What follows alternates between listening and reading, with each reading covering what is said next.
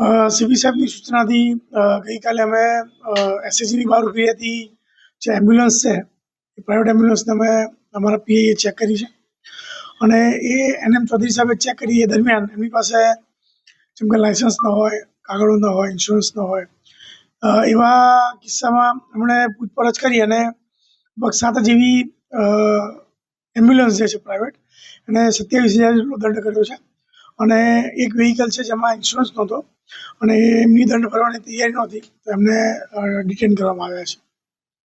અને ખાનગી એમ્બ્યુલન્સો ચાલતી હોય એની માન્યતા કેવી રીતે એને માપી શકાય? માપદંડ શું છે? એના માપદંડમાં એ જે એમ્બ્યુલન્સ તરીકે વાપરે છે એમાં જે ગાડીમાં મોડિફિકેશન્સ કરે છે એ મોડિફિકેશન્સની જાણકારી એને આરટીઓને આપવાની જરૂરી હોય છે. આરટીઓની જે આરસી બુક હોય છે એની અંદર એ મેન્શન કરવું જરૂરી હોય છે કે આનો ઉપયોગ માત્ર એમ્બ્યુલન્સ માટે થશે. તો એ જો અંદર ઉલ્લેખ કરેલો હોય તો એ સામાન્ય ગાડીની જેમ એ વપરાશ કરી શકે છે. હા, એ જે કીધું એ પ્રમાણે આરટીઓની પરમિશન હોય છે.